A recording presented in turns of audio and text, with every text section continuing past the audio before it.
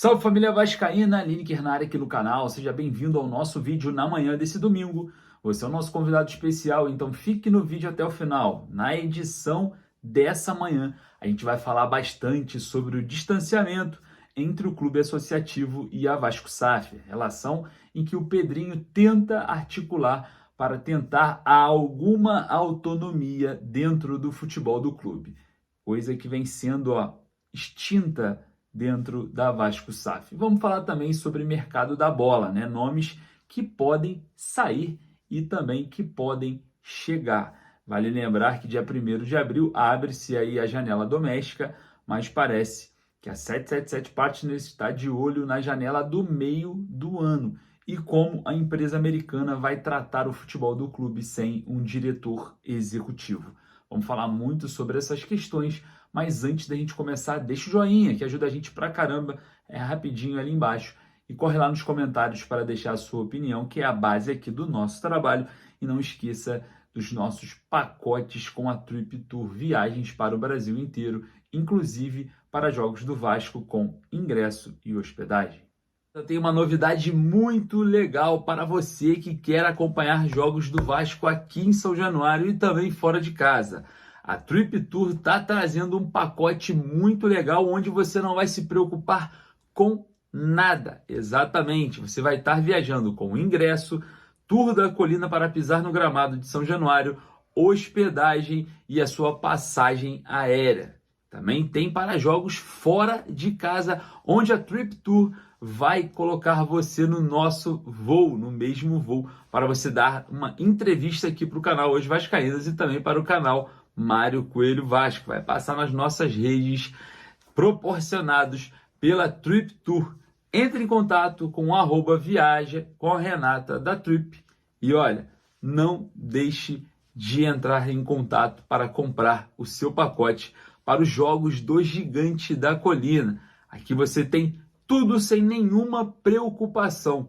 Chegar em São Januário já com seu ingresso, hospedagem e tour da colina para pisar no gramado é com a Trip Tour. Na próxima quarta-feira, o atual presidente do clube associativo, o ídolo Pedrinho, vai falar conosco, vai falar com a imprensa e, claro, a gente vai estar presente para questionar muita coisa em relação a esses 60 dias que o presidente está no comando. Vale ressaltar que muita coisa vem sendo feita nos bastidores, principalmente a respeito do potencial construtivo de São Januário, as reuniões também envolvendo política junto com o governador Cláudio Castro no quesito Maracanã e muito mais. Mas o silêncio do Pedrinho em relação ao futebol do Vasco, que é atrelado à Vasco Sociedade Anônima de Futebol, a Vasco SAF, vem incomodando e trazendo muita ansiedade para o torcedor vascaíno, né? Vale ressaltar que nos bastidores muito se fala que o Pedrinho tenta essa aproximação, mas a Vasco SAF, comandada aqui no Brasil pelo Lúcio Barbosa e comandada pela empresa americana por questões majoritárias, né, os 70% do futebol do clube, acabam que afastando essa ideia do Pedrinho de se meter, entre aspas, no futebol do Vasco, e trata-se de um modelo muito novo, que é a questão empresarial dentro do futebol, né? Um modelo que trata-se não só do desempenho desportivo, mas também do desempenho comercial, e é algo que vem sendo um tema, né? É algo que vem sendo um incômodo também para o torcedor, que parece que o comercial está pesando um pouco mais do que a questão desportiva dentro de campo. Mas vale lembrar que isso é uma grande idiotice, já que caso você tenha um desempenho desportivo interessante, você, no Brasil, como temos copas que dão muito dinheiro, um exemplo é a Copa do Brasil, você acaba tendo uma rentabilidade muito maior do que se você estivesse vendendo jogadores. Então, é algo que precisa ter equilíbrio e parece que a empresa americana 777 Partners não vem entendendo todo esse percurso, né? Parece que o entendimento de futebol ainda não entrou na empresa americana, que começou há pouco tempo nesse meio esportivo.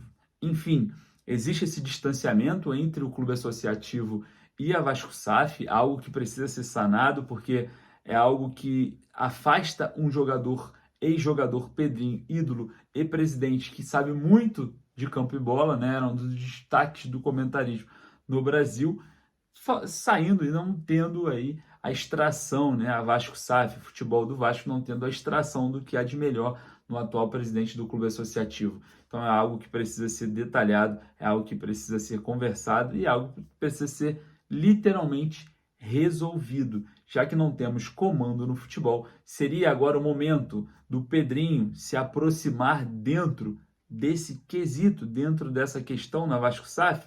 A direção de futebol, a direção executiva? Será que o Pedrinho poderia ajudar nesse setor?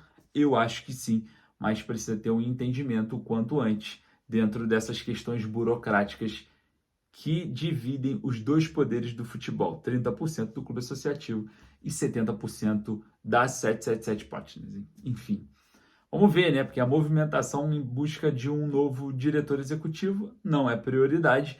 A 777 quer filtrar, né, toda essa questão envolvendo a procura do mercado no Ramon Dias e o Lúcio Barbosa conduzir as negociações apontadas pela comissão técnica. Isso é algo certo?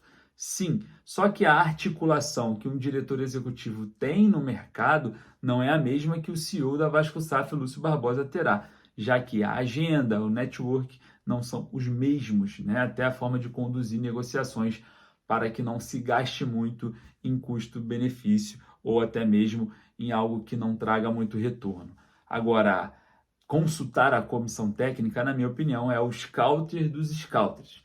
Não tem ninguém no meio que possa trazer mais benefícios do que a própria comissão técnica que entende aquilo que o campo necessita. Mas eu abro uma vírgula aqui. O Ramon Dias também erra muito e peca muito nesses pedidos. Diga-se de passagem aqui, esse ano o Robert Rojas, que não vem atuando bem, e ano passado o Sebastião Ferreira, né? Dois paraguaios aí que não estão sendo bem vistos pelo torcedor. O Sebastião Ferreira já voltou para a MLS e o Robert Rojas está no Vasco com contrato vigente. Eu queria saber a sua opinião a respeito dessa situação que a empresa americana 777 Partners quer aplicar, seguindo o que o Ramon Dias pedir e o Lúcio Barbosa conduzindo as negociações.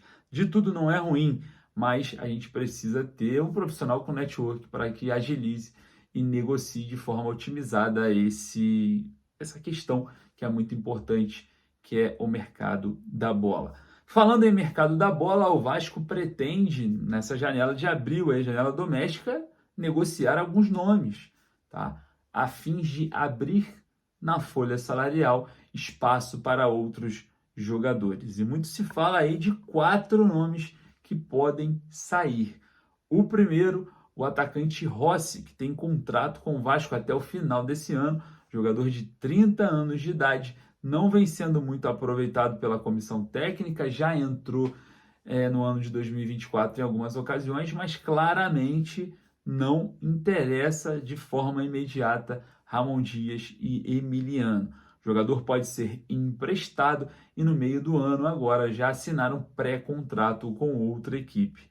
O Rossi chegou no Vasco e renovou porque o seu contrato tinha uma cláusula automática. Talvez se não tivesse essa cláusula automática, talvez nem renovaria o seu contrato para 2024. O outro nome que interessa o Vitória da Bahia é o zagueiro Maicon, de 35 anos de idade, e que tem contrato com o Vasco até o final desse ano. É o mesmo caso do Rossi.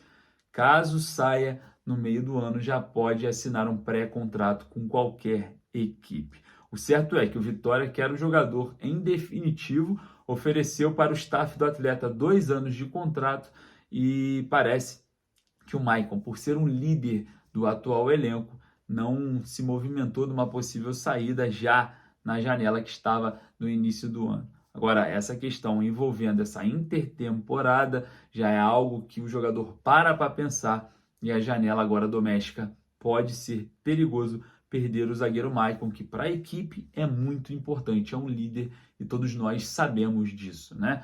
O outro jogador que está muito em baixa é um alvo, né? Não foi um alvo, é um alvo da torcida, é o Bruno Prachedes, 22 anos de idade, emprestado pelo Red Bull Bragantino para o Vasco até o final desse ano, jogador que também pode ser realocado, né? o Vasco reemprestá-lo para outro clube e a partir daí já não voltar mais para o Cruz Maltino. Bruno Prachedes tem sim o interesse de algumas equipes de Série A e Série B e parece que pode ser um dos primeiros a dar adeus nessa janela doméstica. O outro nome é outro atleta também que não vem sendo aproveitado e dificilmente será, que é o Patrick de Luca, né? O volante de 24 anos de idade que veio do Bahia, teve uma lesão em 2023, ficou fora da temporada inteira, está voltando agora à equipe, comandada agora pelo técnico Ramon Dias, lembrando que a negociação do Patrick de Luca lá no início de 2023, ainda não estávamos com o comando do argentino, do Ramon e do Emiliano. Estávamos sob o comando de Barbieri e Paulo Brax. Então tudo mudou, o caminho inteiro, né? O projeto inteiro do Patrick de Luca, que tem contrato com o Vasco até o final de 2025, tem esse ano e o ano que vem, pode ser traçado agora fora do Cruz Maltino, que pode negociar o jogador nessa janela doméstica, né? Então, queria saber a sua opinião a respeito desses atletas. No meu ponto de vista, eu acho que o Maicon fará muita falta caso saia, e os demais eu acho que é até bom para a carreira desses jogadores saírem o quanto antes, porque ainda tem idade, podem aproveitar aí uma reviravolta e tudo dá certo, não só para o Vasco dentro de uma situação interna de elenco, quanto também para a carreira individual de cada jogador. E falando sobre o mercado da bola, né? O Alexandre Matos deixou algumas viúvas aí, né? Algumas negociações em andamento.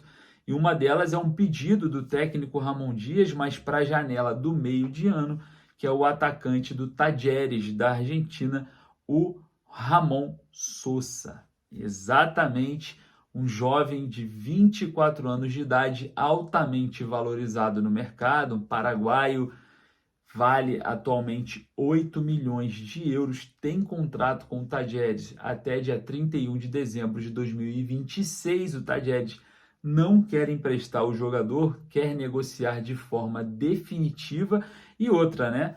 O Talleres não é nada mais, nada menos comandado pelo Andrés Fassi, aquele mesmo que complicou duas negociações de jogadores para o Vasco. Uma eu agradeço muito e vou falar para vocês o porquê.